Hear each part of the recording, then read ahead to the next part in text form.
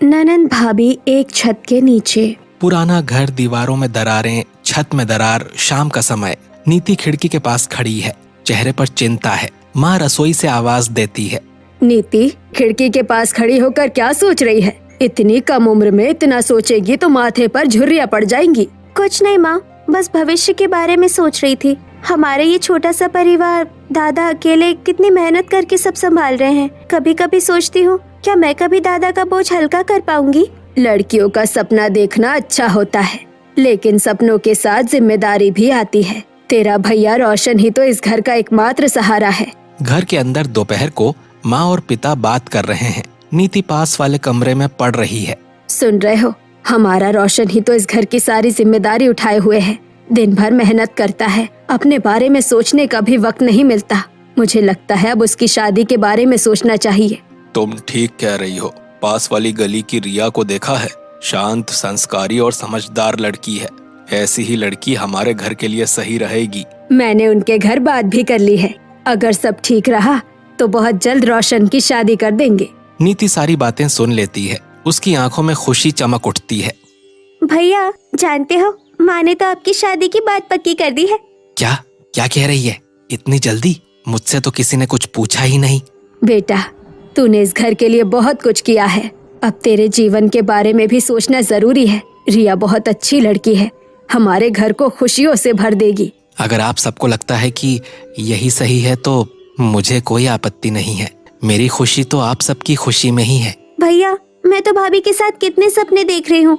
हम साथ में खाना बनाएंगे, बातें करेंगे, कितना मजा आएगा। शादी वाले दिन घर रोशनी से जगमगा रहा है।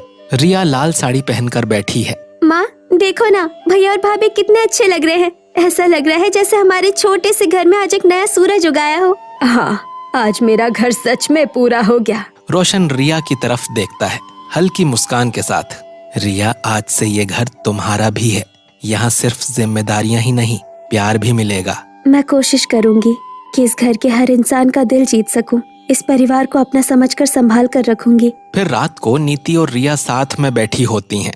भाभी, आपको पता है मैं हमेशा सोचती थी कि अगर हमारे घर में कोई बड़ी बहन जैसी आती। आज लग रहा है मेरा तो सपना पूरा हो गया। नीति, तू सिर्फ मेरी ननद नहीं है, तू मेरी छोटी बहन है। मैं चाहती हूँ कि तेरी ये मुस्कान हमेशा यूं ही बनी रहे। भैया इतने दिनों से अकेले सारी जिम्मेदारी निभा रहे थे, अब आप आ गई है। मुझे पता है हमारा परिवार और भी खुशहाल हो जाएगा। सब लोग साथ बैठकर खाना खाते हैं। घर में हंसी की आवाज गूंजती है। दोपहर का समय। रिया नई बहू बनकर आई है। नीति शर्माते हुए उसके पास बैठी है। सुनो नीति, मैं तेरी भाभी कम और दोस्त ज्यादा बनना चाहती हूँ। इस घर में मैं नहीं हूँ, तू साथ ना हो तो मुझे बहुत अकेला लगेगा। भाभी, मैं तो सोच रही थी कि आप बहुत सख्त होंगी, लेकिन आपको देखकर लग रहा है कि आप तो मेरी अपनी दीदी जैसी हैं। सुन, मैं इस घर में सिर्फ रोशन से शादी करने नहीं आई हूँ, मैं इस पूरे परिवार को अपना बनाने आई हूँ। तेरे सपने, तेरी हंसी, सब अब मेरी ही जिम्मेदारी है। दोनों के बीच गहरी दोस्ती की शुरुआत हो जाती है। नीति एक लड़के से प्यार करती है। उसका नाम अमित है। वो एक अमीर घर का बेटा है। फर्क होने के बावजूद दोनों छुप छुप कर बातें करते हैं। फोन पर चोरी छिपे बातें और मुलाकातों के बीच नीति अपना दिल पूरी तरह अमित को दे बैठती है। रात को नीति और अमित की बातचीत होती है। नीति, मुझे पता है हमारे परिवार में बहुत फर्क है। मैं अमीर घर से हूँ, लेकिन तुम्हारे परिवार की इज्जत और संघर्ष मैं समझता हूँ। मैं चाहता हूँ कि तुम्हारा परिवार भी मुझे अपना माने। अमित, मैं तुमसे बहुत प्यार करती हूँ, लेकिन मेरे भैया, मेरे पापा मम्मी की इजाजत मेरी पहली जिम्मेदारी है। तुम्हारी यही बातें मुझे तुमसे और ज्यादा प्यार करने पर मजबूर करती हैं। नीति, मैं वादा करता हूँ मैं कभी तुम्हारे परिवार को झुकने नहीं दूंगा। एक दिन नीति उदास बैठी होती है। तभी रिया उसके पास आकर बैठती है। क्या हुआ नीति, तेरी आंखों में आंसू क्यों है? भाभी, मुझे डर लगता है अगर कभी मुझे अपने प्यार और अपने परिवार की जिम्मेदारी में से किसी एक को चुनना पड़ा तो। सुन, सच्चा प्यार जिम्मेदारी को कमजोर नहीं करता, उसे और मजबूत बनाता है। तेरे भैया तुझसे बहुत प्यार करते हैं। अगर तू सही फैसला लेगी, हम सब तेरे साथ खड़े रहेंगे। आप ना होती तो मैं ये सारी बातें किससे कहती। आप सिर्फ मेरी भाभी नहीं है, आप मेरी सबसे बड़ी ताकत है और तू मेरी छोटी बहन है। जब तक मैं इस घर में हूँ, तेरी मुस्कान कभी फीकी नहीं पड़े, यही मेरा वादा है। रोशन सब कुछ सुन लेता है और सामने आकर खड़ा हो जाता है। नीति, मुझे पता है तू अमित से प्यार करती है। मैं कभी तुम्हारे रास्ते में रुकावट नहीं बनूंगा। मैं सिर्फ यही चाहता हूँ कि तू खुश रहे। मेरे दुख के बारे में सोचकर कभी अपने सपनों को मत मारना। भैया, आपने मेरे लिए इतना कुछ किया है, मैं नहीं चाहती कि मेरी वजह से आपका सिर कभी झुके। रोशन गंभीर आवाज में बोलता है, मेरा सिर तभी ऊंचा होगा जब मेरी बहन अपनी इज्जत और अपना प्यार दोनों जीत लेगी। मैं आज ही मम्मी पापा से बात करूंगा और अमित के घर वालों से भी बात करूंगा। माँ बाबा, आज एक जरूरी बात करनी थी। नीति और अमित की शादी के बारे में बात करनी होगी। अमित अच्छे घर का लड़का है, अच्छी नौकरी करता है। तो आखिरकार नीति ने अमीर घर के लड़के को ही पसंद कर लिया। यही तो डर लगता है, अमीर घर का लड़का है, कहीं बाद में कोई अपमान न करे। बेटी का दुख मुझसे देखा नहीं जाएगा। नहीं माँ, अमित बुरा लड़का नहीं है। वो नीति से सच में प्यार करता है और हम सब कुछ साफ साफ ईमानदारी से बात करेंगे, जैसे हैं वैसे ही। लेकिन हमारे इस घर की हालत भी तो खराब है। छत बहुत पुरानी हो चुकी है, कब गिर जाए कुछ कहा नहीं जा सकता। पहले एक पक्का घर लेने के बारे में भी सोचना होगा। मैं जानता हूँ बाबा, लेकिन अभी पहले नीति की शादी कर दें, वो खुश रहे, यही सबसे जरूरी है। कुछ समय किराए के घर में रह लेंगे, मैं और मेहनत करूंगा, फिर एक अच्छा घर ले लेंगे। तू अपने ऊपर इतनी जिम्मेदारी ले रहा है रे। जिम्मेदारी तो मेरी ही है माँ। नीति बस खुश रहे, बाकी सब मैं संभाल लूंगा। सब लोग साथ बैठकर खाना खाते हैं। अमित के घर बड़ा सा ड्राइंग रूम था, सजा धजा माहौल था। रोशन अपने माता पिता को लेकर नीति की शादी की बात करने आया है। आइए आइए, अंदर आइए, यहाँ बैठिए। सब लोग नरम खूबसूरत सोफे पर बैठते हैं। असल में हम एक जरूरी बात करने आए हैं, मेरी बहन नीति और अमित के रिश्ते के बारे में। हमें पता है कि दोनों एक दूसरे को पसंद करते हैं, लेकिन हमारे और आपके हालात में काफी फर्क है। क्या आपने ये सब सोचकर फैसला किया है? हम गरीब हो सकते हैं, लेकिन हमने अपनी बेटी को इंसान बनाकर पाला है। वो घर संभालना जानती है, बड़ों का सम्मान करना जानती है। माँ, मैं नीति से ही शादी करना चाहता हूँ। उसके बिना मैं किसी और के बारे में सोच भी नहीं सकता। पैसा ही सब कुछ नहीं होता। तुम सच में उससे इतना प्यार करते हो? अगर मेरे बेटे की खुशी इसी लड़की के साथ है तो मुझे कोई आपत्ति नहीं। आपकी ये सहमति हमारे लिए बहुत बड़ी बात है। तो फिर हम शादी की तारीख तय करने के बारे में सोच सकते हैं। सबके चेहरे पर हल्की मुस्कान आ जाती है। दोनों परिवारों के बीच की दूरी जैसे थोड़ी कम हो जाती है। शादी के बाद की सुबह अमित के घर में नीति लाल बॉर्डर की साड़ी पहनकर रसोई में आती है। अरे नीति, इतनी सुबह क्यों उठ गई? कल ही तो तुम्हारी शादी हुई है, थोड़ा आराम कर लेती। माँ, नए घर की पहली सुबह है। मैं चाहती हूँ कि इस घर का दिन मेरे हाथ के बने खाने से शुरू हो। बचपन से देखा है, घर को अपना बनाने के लिए अपने हाथों से काम करना जरूरी होता है। तुम्हें देखकर मुझे अपने पुराने दिन याद आ गए। आजकल की लड़कियाँ तो इतना सब करना ही नहीं चाहती। मैं चाहती हूँ कि आप सब ऐसा महसूस करें, इस घर में सिर्फ एक बहू नहीं, एक बेटी आई है। दोपहर के समय डाइनिंग टेबल पर सब लोग बैठे होते हैं। नीति एक एक करके सबको खाना परोसती है। तुम बैठ जाओ बेटा, हम लोग खुद ही ले लेंगे। नहीं बाबा, पहले आप लोग खा लीजिए, मैं बाद में खा लूंगी। नीति, तुम सुबह से अकेले सब कुछ कर रही हो, खाना बनाना, घर संभालना, सबको चाय देना, तुम्हें थकान नहीं हो रही? थकान तब होती है जब काम बोझ लगे। मैं तो इसे अपने ही घर का काम समझकर कर रही हूँ, इसीलिए थकान महसूस ही नहीं होती। सच कहूँ, बहुत दिनों बाद घर में ऐसा स्वाद मिला है। सिर्फ खाने का स्वाद नहीं, तेरे मन का स्वाद भी अलग है। अमित और नीति कुछ दिनों के लिए आए हैं। बाबा, एक बात कहूँ, बुरा मत मानिएगा, ये छत बहुत पुरानी लग रही है, कभी भी गिर सकती है। मुझे सच में डर लग रहा है। हाँ बेटा, हमें भी पता है, कई साल हो गए हैं मरम्मत कराए, जैसे तैसे चला रहे हैं। हम लोग एक अच्छा किराए का घर ढूंढ रहे हैं। इस घर में अब रहना सुरक्षित नहीं है, फिर मौका मिलने पर एक नया घर लेने के बारे में भी सोचेंगे। भैया, आपने मुझे ये बात पहले क्यों नहीं बताई? शादी को लेकर तब बहुत भाग दौड़ थी, तुम्हें परेशान नहीं करना चाहता था। कुछ पल की खामोशी के बाद फिर अमित गंभीर स्वर में बोलता है, अगर बुरा न माने तो एक सुझाव देना चाहता हूँ। हमारे घर की पहली मंजिल पूरी तरह खाली है, अगर आप चाहें तो वहाँ किराए पर रह सकते हैं।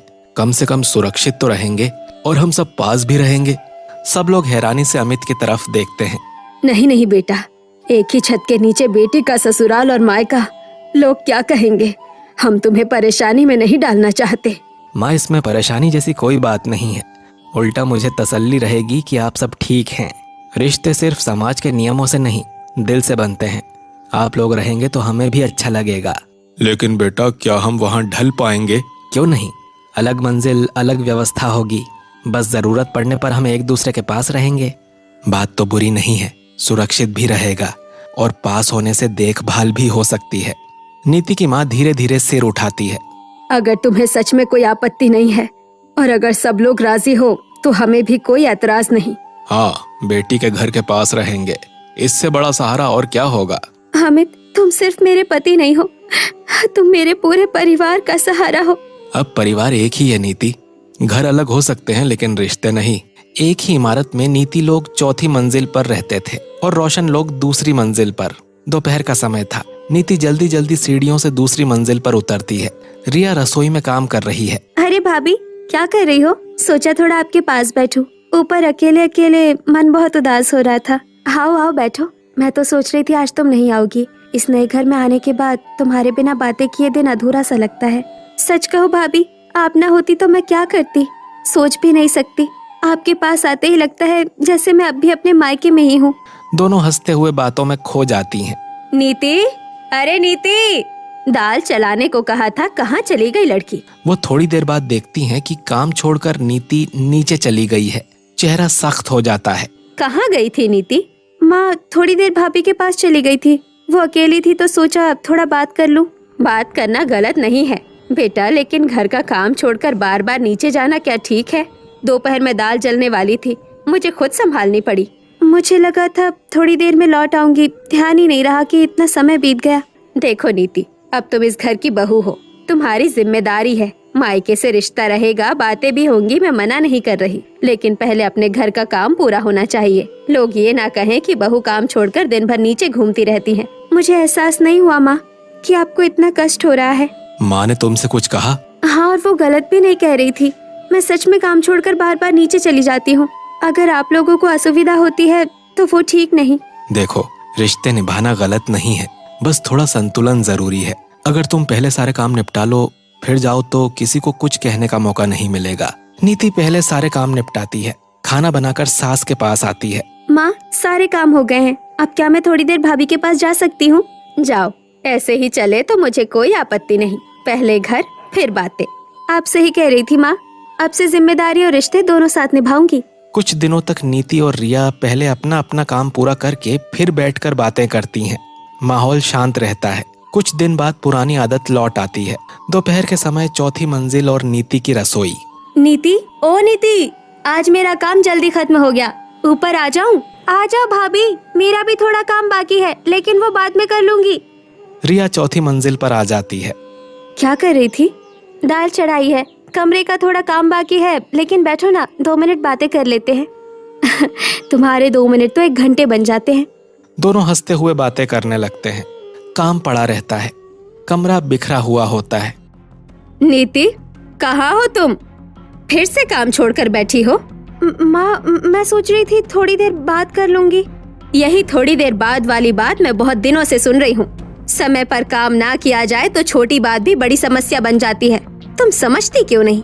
इस घर की बड़ी बहू होने के नाते तुम्हारी जिम्मेदारी कितनी बड़ी है। नीति कढ़ाई में तेल गरम करके सब्जी डाल देती है, लेकिन पानी डाले बिना ही जल्दी जल्दी बाहर निकाल लेती है। ठीक है, तेल तो सही है, थोड़ा चला दिया है। रिया भाभी ने बुलाया है, 2 मिनट हुआ है, लौटकर पानी डाल दूंगी। नीति कमरे में जाकर रिया के साथ बातें करने लगती है। देखो नीति, आज मेरे सारे काम जल्दी निपट गए। सोचा आज थोड़े ज्यादा समय लेकर बातें करेंगे। मेरे भी ज्यादातर काम हो गए हैं। इस घर में तुम ना होती तो मैं बिल्कुल अकेली हो जाती। तुमसे बात करते ही मन हल्का हो जाता है। दोनों बातें करने में इतनी डूब जाती हैं कि खाना पूरी तरह भूल जाती हैं। कढ़ाई में सब्जी जल रही है, धुआं उठने लगता है। पूरा कमरा धुएं से भर जाता है। नीचे दूसरी मंजिल पर धुएं की गंध पाकर नीति की सास और रिया की सास ऊपर दौड़कर आती है। ये क्या हाल कर दिया? कढ़ाई पूरी तरह जलकर काली हो गई है। नीति, तुम कहाँ थी? नीति और रिया दौड़ते हुए रसोई में आती हैं। माँ, मैं बस थोड़ी देर बातें करने चली गई थी। मुझे अंदाजा नहीं था कि इतना जल जाएगा। अंदाजा नहीं था? रसोई में आग जलाकर बातें करने चली जाना क्या समझदारी है? अगर आग फैल जाती तो पूरा घर खतरे में पड़ जाता। मैंने कितनी बार कहा है, पहले काम फिर बातें। घर सिर्फ हंसी मजाक से नहीं चलता, जिम्मेदारी भी निभानी पड़ती है। अगर आज कोई बड़ी दुर्घटना हो जाती तो उसकी जिम्मेदारी कौन लेता? काकी, गलती मेरी भी है। मैं ऊपर आकर इसे बातें करने में लगा लाई। हमें ज्यादा सावधान रहना चाहिए था। सावधान रहना चाहिए था? ये तो सीधी सीधी लापरवाही है। घर में आग के साथ खेलना क्या होता है, समझती हो? एक पल की गलती सब कुछ खत्म कर सकती है। मैंने सच में बहुत बड़ी गलती कर दी माँ। अगर मेरी वजह से कुछ बड़ा हो जाता तो मैं खुद को कभी माफ नहीं कर पाती। मैंने सोचा था 2 मिनट में लौट आऊंगी, लेकिन समय का ध्यान ही नहीं रहा। मैं तुम्हें बातें करने से मना नहीं करती, लेकिन इस घर की बहू होने के नाते तुम्हारे ऊपर बहुत बड़ी जिम्मेदारी है। हम वादा करते हैं अब दोबारा ऐसी लापरवाही नहीं होगी। पहले सारे काम पूरे करेंगे, फिर बातें करेंगे। याद रखना, खुशी रहेगी, रिश्ते रहेंगे, लेकिन सुरक्षा और जिम्मेदारी सबसे पहले। धुआं धीरे धीरे कम होने लगता है। नीति चुपचाप जली हुई कढ़ाई को देखती रहती है। शाम का समय था। दूसरी मंजिल पर रोशन ऑफिस से लौटकर कुर्सी पर बैठा हुआ होता है। उसका चेहरा थका हुआ होता है। उसकी माँ पास आकर बैठती हैं।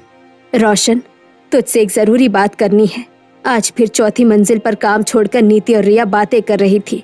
लगता है जैसे घर उनके लिए कोई खेल बन गया है। फिर कुछ हुआ क्या माँ? आज खाना जल गया था।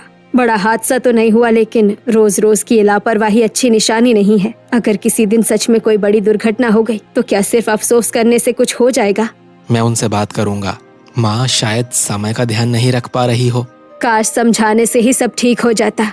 एक ही घर में रहेगी तो ननंद भाभी का साथ बैठना, बातें करना तो होगा ही, लेकिन घर का काम, जिम्मेदारी और सुरक्षा, ये सब पहले आना चाहिए। मैं नहीं चाहती कि छोटी सी गलती किसी बड़े हादसे की वजह बने। तो आप क्या चाहती हैं माँ? जितनी जल्दी हो सके एक और किराए का घर देख ले। अलग रहने से कम रोज रोज की अशांति और लापरवाही कम होगी। थोड़ी दूरी रहे तो रिश्ते भी अच्छे रहते हैं। लेकिन माँ, हम एक ही घर में रहें तो हम एक दूसरे को देख पाते हैं, हालचाल ले पाते हैं। हाल चाल लेना और सारा दिन काम छोड़कर बैठे रहना एक बात नहीं होती। रोशन, मैं लड़कियों को दोष नहीं देना चाहती, लेकिन अगर ऐसे ही चलता रहा तो किसी दिन कोई बड़ा हादसा हो जाएगा। तब सिर्फ घर नहीं, रिश्ते भी टूट जाएंगे। समझ रहा हूँ माँ, तुम सुरक्षा की बात सोच रही हो। हाँ रे, मैं बस यही चाहती हूँ कि तुम सब ठीक रहो। थोड़ा अलग रहोगे तो शायद रिश्ता और इज्जत के साथ टिका रहेगा। ठीक है माँ, मैं कल से ही नया किराए का घर ढूंढना शुरू कर दूंगा। झंझट बढ़ने से पहले इंतजाम कर लेना ही बेहतर है। कुछ दिनों के बाद रोशन का परिवार दूसरे किराए वाले घर में शिफ्ट हो जाता है।